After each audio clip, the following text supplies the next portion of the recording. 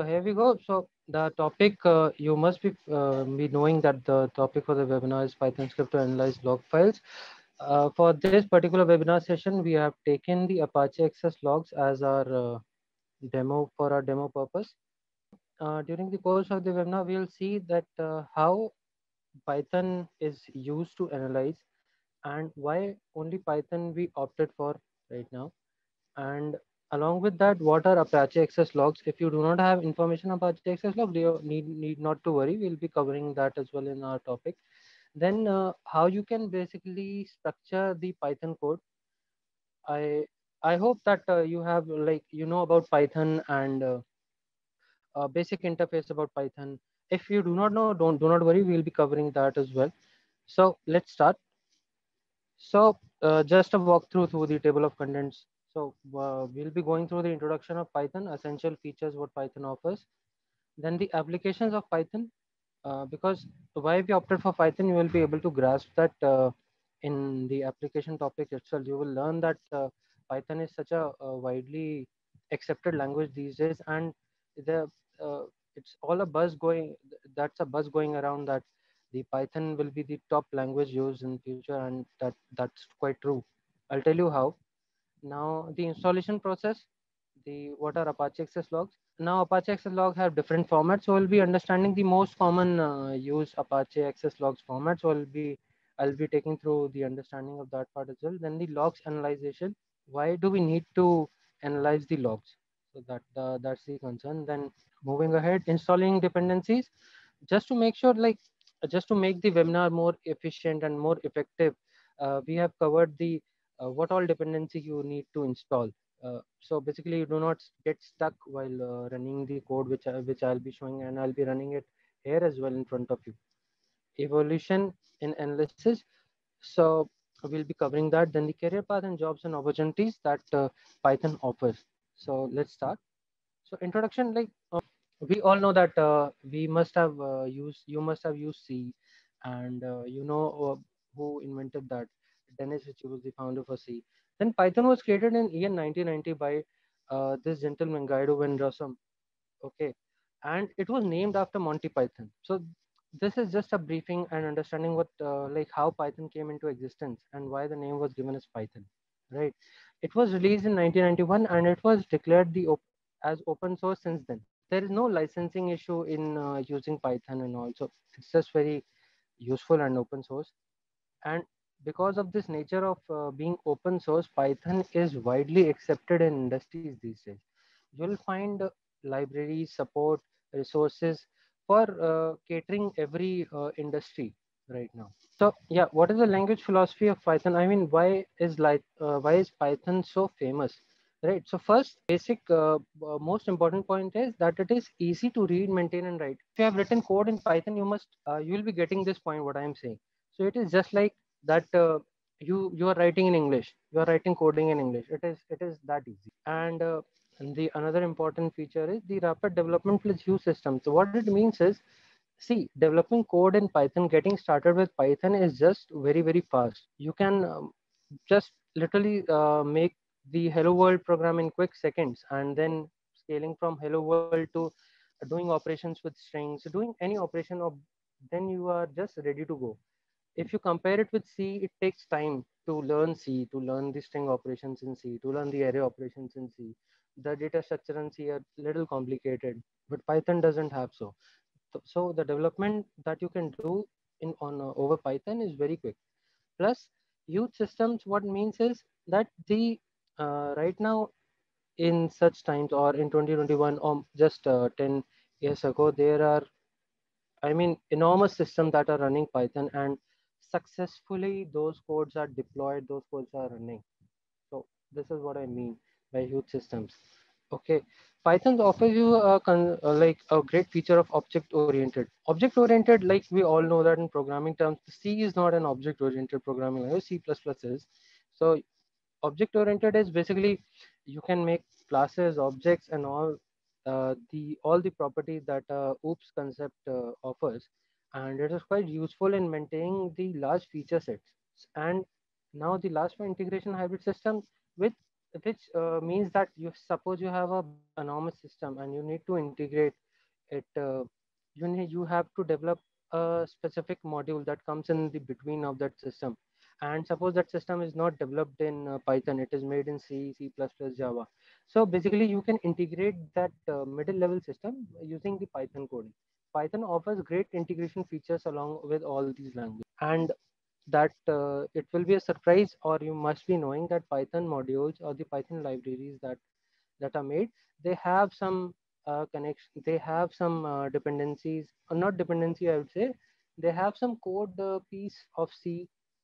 You will see that Python is basically mostly derived from C. All the Python module functions mostly use C++ concept, modular 3 ABC and icon. So that is the purpose of writing it over here. So essential features that Python offers is compiling or linking is not required. We all know that Python is not a Python program. Do not go the under the process of compilation or linking. It is basically interpretation, right? And in C that you in sorry in C that you must be knowing that to use the integer variables or to use the string variables, char variables, you need to first declare them, right? But in Python, you need not to do so. We'll later relate all these concepts in our session, programming session we'll be having over here. Then Python offers you the OOPS concept. So classes, modules, and exceptions can be developed very quickly, right? Automatic memory management, you need not to take care about the heap, the stack, all those stuff that are there in C, right? So Python does all the memory management by itself. And automatic garbage collection is basically when you exit the code, so the garbage collection happens automatically, or when you delete an object, or when you just like we can say the optimization in C that we know is like you can relate a bit to this automatic garbage collection. You'll understand the variables or items that are not used in the code, or when we delete the objects, the memory in C, you need to free it. You need to free in the memory in the dynamic memory allocation in C. But in Python, you need not to do that. Python offers that thing by automatically by itself, right? Higher level data type and operations are just like you will see what I'm relating to the list and the dictionaries, the tuples. So all these are high level data types that are not there in C. You just need to create them by yourself. Okay. Portability is one thing that I've been explaining in Python since like this webinar has started. So portability simply means that your Python code is portable to like any OS. You can you must be knowing that you can run it on Windows, Linux, and Mac OS. Then Raspberry Pi gives the Unix distribution. So Python is very portable to all these languages. I mean, it is having cross-platform support. Developments is also there. So all these all terms come like you can take it under portability, right? Support for various applications. What all application Python support we'll be seeing just in the next slide, I guess. Yeah. So applications of Python are image processing, enterprise, 3D CAD, audio video based applications, right? Then business tools are there, scientific and numeric, mostly like I'll say how it is used. Artificial intelligence and machine learning, we all know that it is the hot topic going in the industry right now. Artificial intelligence completely uses Python and Google APIs that integrates with it. Software development, like you name an industry where there is software development, and everywhere Python. I mean, everywhere there is Python. I really don't see any industry that is not using Python as of now. Then console-based applications and desktop GUI. Desktop GUI is I'll give you an example of desktop GUI. If you have seen like in daily use, you must have seen like I would say the when you launch AutoCAD, or when you launch MATLAB, or when you launch any application, the interface of it that comes right in front, you can see that that is Python. And desktop GUIs, I would say that we have created many GUIs as well that basically helps you in testing. So you can really build these GUIs using now, if you have heard of the PyQt. So Qt thing is also integrated to Python using the PyQt interface and PyQt APIs. So desktop GUIs are basically managed through that, made with the help of PyQt. So this is just the uh, overview of in what all industries are there that are using. So data science is one major field that Python is literally booming over there. Artificial intelligence and machine learning comes under that, right? Then game development. It's like Python is major tool over there. Then the testing, mathematical computing, MATLAB. Sorry, Matplotlib is a great library which helps you in mathematical computing and enables you to see graph plots and various things. All right, computer graphics, mapping, and geography. Like you name an industry, and I really don't see any place or anything where Python is not used, which basically gives you a hell lot of like opportunities if you talk about the jobs, if you talk about the internship jobs, then like a place where you can work over where you can work upon. So all these industries are very widely open for the person who know how to do coding in Python. So I'll be going ahead. Now, yeah, just for your information, those people who have not used Python earlier, they must not be having an idea of how to install Python. So you can just download the Python setup file that from this URL. So Python organization holds the Python distributable downloads for Mac, Linux, and Windows. You can just very well go there and opt for the operating system you want, and you can download the executable file, right? So once you, I'm just explaining the concept for Windows, right? So once you get the executable, namely it is 3.9.5 is the latest version, but you can download the old distributions as well. And just make sure when you are installing Python, you just click on this add path 3.92 path. This is most important in Windows. Enabling this, you can just use your what command prompt and PowerShell, and you can just type in Python, and the console will open for you. And similarly, if any programs that you have previously made over Python, you can just go on the PowerShell, write Python and the program name, and your program executes. So that is why this adding 3.9 to path is very much important. If you miss it, then it will be a great problem. You'll have to edit the path variable separately. Okay. So once you do this, the setup process will normally gets finished in a minute or two. Your setup is successful. That's it. So Python installing is really very easy and just good to go from here. Setup was successful. Okay.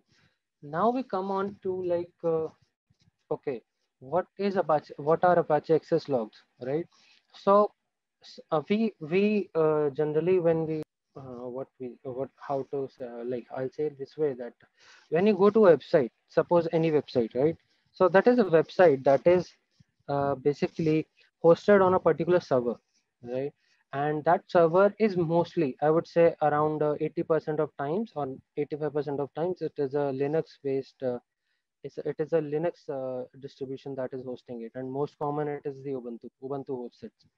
Okay, so when when a website is hosted, right? So whatever events the website is consuming, it is basically stored. These events are basically stored in Apache Access logs. Okay, and you can find these logs. What is the location of these logs and where you will find them? I'll just tell you. I'm just telling what are Apache Access logs. So Apache Access logs are basically the event holding file for a website, just in a layman terms. We'll understand this, right? So there are two handlers for the logging information, because every logging information have two things like there are certain factors that govern how the logging is done, right? So one is the custom log directive or handler, we can say. Okay, this basically takes care what it do, I'll explain it later as well, but it takes care of the location and the content of Apache access log of how it will be written, right? Then log format is basically a simple formatting way of how the content of the logs will come out to be. We'll understand them practically, right? We'll go ahead. Okay, so what where these logs are found in a Linux distribution, I'll majorly go because mostly 85% it is Linux distribution that is hosting the website. Okay, so you can find them in the inside this locations via log apache to access.log, right? We can obviously change the location according to our need, but mostly we really do not do, because this location is very much accessible and there is no issue in that. So now comes the point, like why these logs are needed for the website. So suppose you are hosting a website and you have offer like placed in various contents and various items, right? So whenever user comes, user says, okay, I want this item, or I am looking information for this item, and he clicks on it, and mysteriously the website crashes. So if you are not having in log, you have literally zero idea about why the website crashed or what happened behind that. So for basically debugging the applications or for finding out, pinpointing the errors, we generally use these logs. And now the analyzing of these logs will offer you like great thing, great insights. We'll just see how it offers it. Okay, so now there are majorly used two formats for Apache Access logs. Okay, one is common log format and one is combined log format. So common log format, as by the name we can see that like common is coming. So common is really very simple log format. Most of the websites these days use combined log format, but we'll be understanding the common log format as well, because that is the base. It is the place from where everything started. Okay, so log format is basically given in this way: percentage, percent I, percent u, percent t, and this is the way. And common, right? Common is basically a nickname given just to basically understand, or just to basically reference, right? And now the custom logs will give you the location where these logs will be stored. So I've given a location logs slash access logs, and there the common is used as a nickname, so it will understand, okay, these logs has to be stored under this folder. So okay, when we see our logs, Apache access log, we generally will find that the entries are in such a way. I'll recite them for you. 127.0.0.1 hyphen abhi 10 December this 2000, then this time 15:35:56 0700. Now get random PNG HTTP. So we'll understand what these topics are, what these items are, what these segments are. So we'll see that 127.0.0 is the IP address of the client which actually made the request. Okay, so you have a website. So if somebody is clicking it, there is some request that is being generated. Okay, so who is the person who is generating that request? It's the IP address of that client. So we'll just skip this hyphen for this time, because it is basically not used that much until you are on the internet network. Okay, internal network is just something that you are in a company, and that there is an internet network there. So it doesn't make sense till then. So we'll just skip for that. Then Avi is the user ID of the person requesting the resource. So user ID of the system, which basically requests for the resource. It is the name that is there in the user ID, the username of the PC. Okay, so that gets there. Then this 10 December 2000, then 15:35:56 is just the day, month, year, hour, minute, second, and zone of the request. Okay, so a day, month, year, hour, minute, second is fine. Zone of the request. Okay, so these zone is basically related to you can say the geolocation, and how this link is there, that is you need to, like, you'll have to find out. Okay, so we'll not be covering under this scope. Now this get random PNG, that is the request type and resource being requested on the website. What is the resource that is being requested by the client gets logged in over here. And what is the request type? So here we can see the request type is basically get. Okay, HTTP 1.1. Now there are few response status codes. Okay, 200 stands for that the request status code is okay. The person is requested and person gets his content or gets his information, or the web page is loaded successfully. So the status code goes out. Status code that goes out is as 200. Now 2326 is the size of object that has returned to the client. So the random.png, it's the size of that random.png. So my random.png stands as 2326 bytes. Now this was all about the common log format, right? Now we'll see what combined log format offers. Why why most of the places have combined log format. Okay, So you can see that the entire structure is basically same as the common log format, but there are two field additionals. One is the referrer and one is the user agent. Okay, what is the referrer and what is the user agent? We'll just see ahead. And here the nickname what I've given is the combine. So okay, now we know that the combined log formats are also stored on the logs access. We'll understand what referrer and user agent is. Suppose now the combined log format entry would look like this. So you can see that one field, that is this http www.random.com/start.html is added in your logs, and this is basically the referrer. Okay, I'll tell you what referrer is. Now this Mozilla 4.08 in Win98, this particular entry describes the user agent who has requested. This is basically the information of the user that is coming. Okay, and this http www.random.com is basically the page that holds the random.png file. We'll just see. Okay, so yeah, so as I said that this www.random.com start.html, this is the http request header. This is the page that holds the link or that holds the random.png itself. Okay, now this Mozilla 4.08, this is the user agent. Okay, so it tells you the information that what your client or what the user which have requested the information on the website is basically operating from. Okay, so Mozilla is the browser. Okay, Mozilla 4.08 is the browser, and the OS that he's using is 198. Just to like simplify, I'm saying. Now we'll be moving ahead. Let why logs analyze, why are these logs analyzed? I mean, their sole purpose was, or main reason was to just to find the debugging information for the website. But people have started basically analyzing them, and why they are doing that. See, by the major intent was to get to understand the audience. Okay, understanding the audience means that how many type of people are basically hitting that website, hitting that particular website.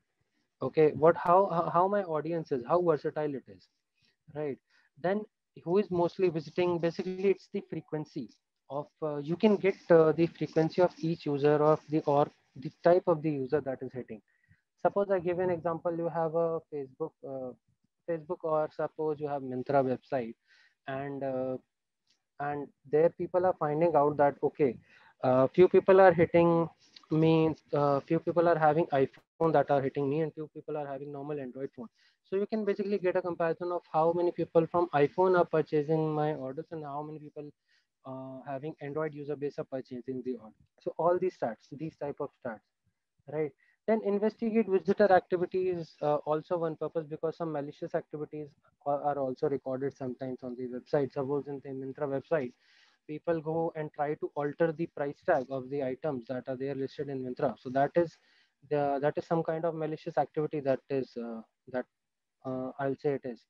Okay, so also to investigate these type of activities, such activities, we use them. Then geodata.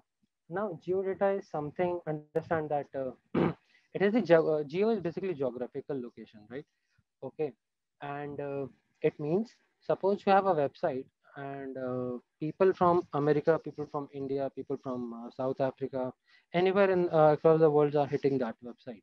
So for the website owner, it is important to know, okay, which location people, I mean, which people or which location I am getting most targeted from. So we'll just go and we'll just track the geodata, we'll just analyze the geodata, and it will come out that, okay, 46% of people in USA are hitting my website, 18% of people hitting in India are hitting my website. So it is clearly visible that the marketing team for that particular company or marketing team of that particular website is working hard in US, and it is not giving results for India. So just a random example, I'm just trying to explain that how this geo data can be useful. Now, improves user experience and optimize performance simply means that suppose you have a website which is so messy to operate, you are just lost in the way and you are just lost in the process. So those activities are also can be traced from your Apache Access logs.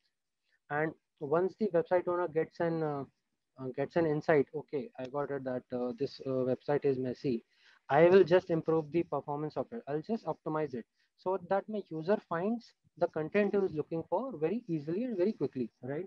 Now, another point is improve the security. You can see, you can restrict specific IPs. You can see what ports and protocols are being used. You can block them. You can enable them.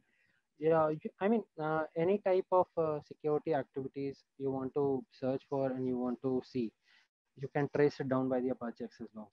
Okay, now the example that I gave for Myntra, that how many people are operating from iPhone or how many people are operating from Android, you can basically understand the assets. Okay, so in terms of phone, if I would say, okay, I'll go this way. Suppose you have a mobile phone case website, and mobile phone case website is tracking, okay, my iPhone users, my particular iPhone users are around 60%, and Android users are around 35%, and most now 60 and 5% are Windows users. So they will get an idea, okay, I need to keep this stuff for iPhone people more. I need to keep this stuff for Android people more, and Windows is obsolete, so they'll not keep. So this is the way how these websites can basically see what products they can actually offer for more profit and for meaningful meaningful targeting of website. Okay, now there are transaction analysis as well. So suppose there is a transaction that got crashed. Some several times we have seen that our transaction is going has fails. Okay, and so we need to find out that, okay, what is the source for that. So we can really trace it down through these logs. Okay, this request is met. That means this my transaction failed in at this point. My transaction failed at the acquirer bank point. My transaction failed at the issuer bank. So just like that, we can use it for transaction analysis and pinpointing the errors. Traffic and bandwidth statistics that is being used, I mean, I would say from a very long time to understand how many resources or how much resources are occupied, how much bandwidth I have, or how much bandwidth more I require. Because in peak hours, your websites may hit several times, and in hours at night or in hours in the morning, your website hitting frequency becomes low. So you can allocate the bandwidth. Okay, from for this schedule, from morning 8 a.m. to 12 a.m., I'll just keep bandwidth like this. From 12 noon to your 6 p.m. or 8 p.m., you can increase the bandwidth. And later on, you can, from 8 p.m. onwards till morning, you can again reduce it down. So just for that purpose. And then pinpointing the crashing source, I've said multiple times, just to for debugging and all purpose, we can also use these logs. So yeah, we'll be going ahead with the installing the dependencies. Okay, what because for the demo I have used third-party libraries. As I said that for Python there are enormous third-party library support and resources available from net, which you can basically install, and it's very easy to use them. There are n number of API documentations around for that. So I'll tell you what library I've used and for what purpose. So Apache Log Parser is a library in Python which I've used for basically passing my logs to the CSV format. Why I've done that, I'll just explain you later. So my first step was to pass the logs to the CSV format. Now the pandas. Pandas are basically very good libraries for if you have a large data set and you have to analyze something.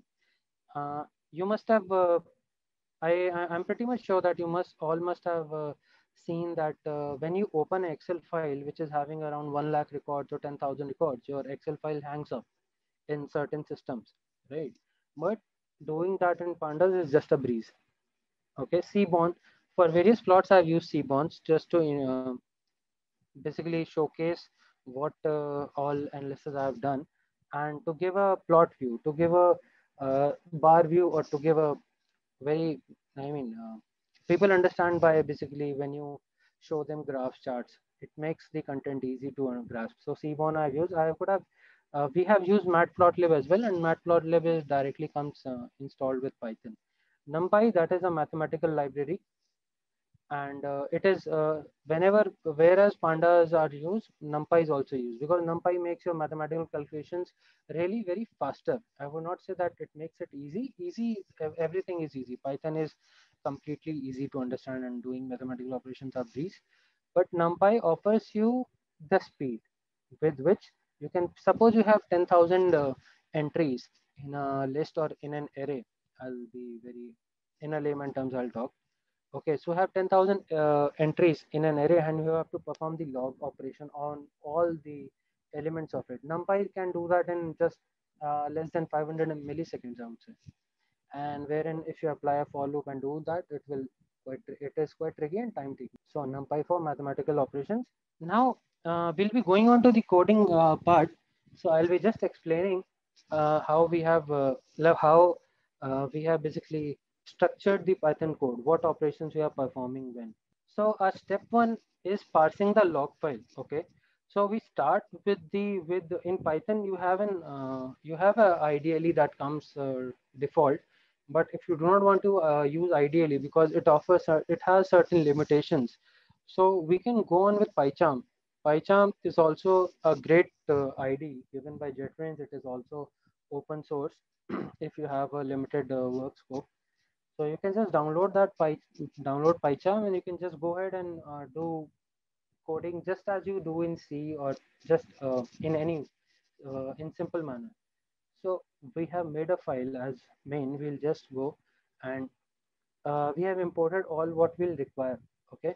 So import OS is we have imported all the necessary libraries. One is OS, one is system, sys we call it as CSV, Apache log parser, which we just discussed, and the analysis is another file that is made by us. Okay, so we are just importing that analysis file as well. Okay, so now this log file path, you are just giving the file path and the path CSV file name, whatever you want to give it as. So why we have converted our log file to CSV? Because see, understand, your log file is a text format, and performing any analysis on the text format is really very tricky, and it becomes hell when the text file is having just around 1 lakh records. So that makes the task even more complex, right? So what we do, what we just take out what all information we require from the text file and you put it into a CSV. And now performing the analysis on CSV is quite very simple, because in CSV you get different columns having different meanings. So you know that, okay, this column is having the numerical values, this column will be having the string values. So that becomes very easy for you. Okay. So we have a function called as define pass log file to CSV. What it does is basically takes the input file as your sample log file.txt, that is the input file path. Okay, it takes the input file path. It gets a line every time. Every time you call a function in Python, basically you get the lines very easily of a text file. Okay, so lines is equals to infile.read lines is it basically reads all the lines in the text file in one go. And so we have applied a for loop for line in line. Okay, now you have a Apache logline parser. Apache logline parser is basically defined in the first chunk. If you see, it is basically an object of a make parser is an object of Apache log parser class, and we can just pass the our format of this. If you recognize this format, the percentage, percent L, percent U, this format is basically the combined log format. Okay, so we have passed the combined log format into this make parser, and you have a access logline parser ready. Now when we pass the lines from the text file or from the log file into this parser, it gives us the certain values, whatever we have, the IP information, then the request type, what we just see earlier, then the status codes, then your item size, that the bytes we were talking about. The user ID is basically of no importance when we analyze the logs. And then you have the user agent, whether my agent that is requesting is Mozilla, Chrome, iPhone, smartphone, Android, whatever it is. So we get all the information and we just write it in a CSV, writer.write row. It does all the work. So we get a CSV file, right? Now our data set is almost prepared. When we get a CSV, we give it to pandas. Okay, so this is our class analysis. What it does is, when we get a CSV, we pass that CSV file path to our pandas, because we have imported our pandas as PD. So that's why I have used PD. and read CSV is a function of class pandas. Okay, so when you pass that file, CSV file path, you get a pandas data frame, right? Now the pandas data frame, what it does, it builds a data frame, or you can say a very large file in Python, and gives you a handler for that. So self.pd data frame is basically a handler, right? And now for just to keep the columns what you require, we have dropped the excess columns. So you can see that columns to drop are these. So we have dropped these columns, and we have just used the column that we need. Okay, and we have also set the date and time. We have a column or header time received date time object obj. So we have just passed that date time received object separately into a date and separately into time, for just for analyzing in a better way. So now our data set is quite prepared. So we see that analyzing the HTTP status codes. So for analyzing the status codes, see how you can do that. You have a data frame that is all set. I understand that you must not be very familiar with this pandas data frame, but when you just read in depth, you will get to know what all are the functions supported. Out of which group by is mostly used to understand that, okay, what my group by is simply just a grouping of objects based on these based on a specific factor. Okay, so here our factor is status. Now we have status codes. I'll just show you the coding examples as well. So this is my project. If my screen must be visible, I'll be going really very slow with it. Okay, so this is our pass log file to CSV. Okay, and this is our class application. It is having a function in it and pass log file to CSV. It's very simple. If name is equals to main, that is a magic thing in Python. Your application code runs. Okay, we'll just be making a small. You must have heard about the parameters passing as command line arguments. We'll be going with it. What we'll do, we'll edit our configuration and we'll pass our parameter as parsing required, because this is the first time we are running this code. Okay, so we require the parsing to be done. Now I'll just play it. You can run. This is the PyCharm ID, and this is how you basically run. So when we run, you can see. So log file parsing started and CSV file created having 10,000 entries. Okay, so just see here this thing. Access logs of CSV has been created. Okay, now you are well set to go for analysis. This is the step I was talking about, that your CSV file is created. Now suppose when you run the file, when you run this main again, what will happen? The entire process will happen again, which is a waste of time. So we'll just remove this parsing required, this one from here, and we'll just apply it. We'll just go okay. Now we'll see what all things we are analyzing. So I'll just show you that these all things are what we are what we'll analyze. Okay, so first we'll analyze the status code analysis. Now we'll be getting the favorite 10 host. I'll just show you the how this status code analysis works. So I'll just play it. Now my screen is visible and I'll just enlarge it. You can see that this information basically we got it from the CSV. Okay, now the status code 200 is basically has come out around more than 9,000 times. This 206 status code is also returned few times, 301, 304, 404.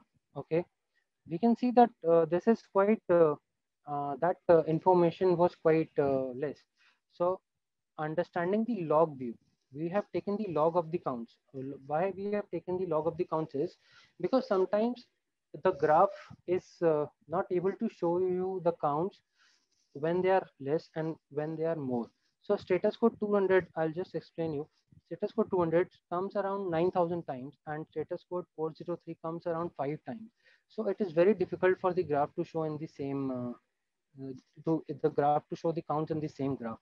So that is why I've used the logs. So it makes you visible, okay, that mostly my status code is 200 and then 206 has come this much time. Just a quick analysis what we have done. We'll come on to this just in just a minute. We'll just go here. So that was the status code analysis. Okay, we were talking about. So for every analysis, our major base was group by function. So this you will find this you will find in common everywhere. We are grouped by the status, and we'll just printing the frequency in the graph, right? Now the when you have to analyze what are your top 10 hosts, okay, so you get that information by this. Like you're analyzing, what you have done is you have just grouped by your remote host by the status, and you are just getting the counts. So for, I'll just explain you what it is. So for this remote host, 66.249.73.135 is your favorite host with having 482 times status as, successful status. 482 times this host has got the successful status. Now this is your top 10 request header referrer. So we had that header referrer field. Okay. So this is our top 10 header request, header referrers, I would say, not request. Okay. And again, the same thing we have done. We have just grouped by this particular column, request header referrer by the status. Okay. And we'll be moving forward. The top 10 endpoints is basically, now we need to understand, okay, on a website, on a particular website, what are the most favorite endpoints that people have basically went for? Suppose you go into a website, you have to download a random.png. You have suppose the crowd has downloaded random.png the most, so it will come in this. So that is the endpoint. So you can say your favorite endpoint for that particular website was this particular item, favicon.ico. So this is how you get your favorite item on the website, which is most liked by the people. Now top 10 error points. So for top 10 error points, you can say that status code is not equal to 200. Okay. So we have grouped by, basically we are grouped by the status code, which is not equal to 200, and request URL path. So these are the URL paths that have been, because of which the status code went as negative. So these are top 10, these are our top 10 error points. So this is the code. This is a very big snippet of the code, which can be done in a very efficient manner using a for loop. But why I've done this, just to explain you better way. We are analyzing the host per day. So in our data set, we were having the entries of 7, 8, 9, 17, 18, 19, 20 of a particular month. I guess it was May. Okay. So that is why I have created. So you can say that first we have created individual data sets of 17, 18, 19, 20. And we have tried to find out what all are the unique, what all were the unique hosts for these days. And we have just uh, given a graphical representation, and that graphical representation is this. So 17th May, there were around less than 350 unique hosts hitting that particular website. On 18th May, there were over 650 unique hosts per day. Then on 19th, there were around 550, you can say 550 hosts per day. 20th May, it was around 500, more than 500. Okay. So this is all. This is that was also a point. So this is how we have analyzed the unique host. Then analyzing the errors per day. That the graph that I just minimized, that was coming because uh, yeah, this is the I guess errors per day. Yeah, this is the errors per day that we are getting. So on 17th of May you get this much errors. On 18th of May you got these errors. 19th you got these errors. Basically these are related to status codes. There is no legend right now, but green one is for status 200, and these all the lines that are coming, these are basically for another statuses. Now yeah, the analyzing the errors per day, there were 30 errors on 17th of this month, 63 errors on 18th of this month, 64 on 19th, 56 on 20th of this month. Okay. Analyzing the status code hits per day, that the graph I just saw, like I just demonstrated earlier than this, it was basically for status code hit per day. Okay. Analyzing the Google bot hits. Now every website is having basically is basically scrolled. It's basically scrolled, and it is basically monitored by Google bots. The search engine optimizations, they use their Google bot to, they just make hits on your website and take the data what exactly is going on. So I'm just we'll just go a little fast. These Google hits. Okay, now this graph shows you that this is my complete data set and how much percent of it is the Google bots are hitting. So you can see that, okay, this orange one is the rest of the data and this blue one is the Googlebot's hit. Okay, we'll just minimize this. Then now analyzing the Googlebot set, this particular code is for now Googlebots can be hit by the your mobile sites as well, and for the desktop by the desktop hits as well. So we have just analyzed, okay, just a minute. We have just analyzed how many Google mobile hits were there and how many Google desktop hits were there. So on 17th of May, these are the counts, and for 18th May, then for 19th of May, and then 20th of May. And these were our counts that were made respectively by the Googlebot mobile hits and Googlebot desktop hits. Okay, then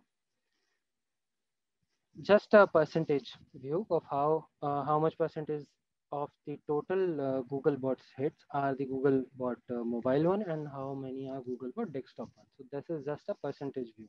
With the help of graph, I'm just showing that. So Googlebot mobile is nearly around 53% and Googlebot desktop is nearly around 47%. Okay, of all the Googlebot hits that have come. So that this is the code for that Google hit frequency. Okay, so now we'll talk about the evolution in analysis. So your entire artificial intelligence and machine learning is a huge evolution in analysis. Artificial intelligence and machine learning doesn't do anything very fancy. They just analyze what all data you have and what they do, they predict how the data would come in the near future. Natural language processing is also an evolution analysis. They are just analyzing what you are speaking. When you just say, hey Google and okay Siri or okay Google, hey Siri. So thus the mobile is just analyzing what you are speaking and what you want to do. Okay. Now, big data analytics, we are all heard of that when the data is quite like the data which I've shown, that is just merely 2 MB. Big data analytics comes like you can using this big data analytics, you can analyze GBs of file and that too very quickly, right? So big data analytics is basically a term coined for large number of data sets and where you have to perform the analytics. And then recommendation systems, we all have seen YouTube. You listen to one song, then YouTube starts recommending you another. You watch a movie on Google on Amazon Prime, and Amazon Prime starts recommending you certain options. So all that is analyzing your behavior, analyzing your choices, analyzing your movie's choice. So and it recommends you. So these are the evolution. Career path for Python, like I would say, uh, it's huge. I mean, Python in you name any company and Python is using that. Google, Facebook, Netflix, YouTube, everything in particular. And when as this year will, as these years will flow, the Python recruitment and Python looking out for Python resources will be high because Python will become the favorite language in coming 10 years, in a decade and future then as well. Okay. Jobs and opportunities, you can look out for multiple opportunities. There are multiple opportunities in testing, development, server programs, server algorithms, then artificial intelligence and machine learning, then like you name any industry, gaming, you everywhere, love payment transactions, banks, analytic systems, everywhere you have a huge scope of for jobs and opportunities because these days tech companies are using majorly Python for automating their test cases. Now the Facebook and Google and YouTube are using it for artificial intelligence, machine learning. YouTube recommendation systems are there. So you name anything, I guess Python is everywhere. So it's a very huge market and huge opportunity for the for upcoming freshers and person individuals having experience as well.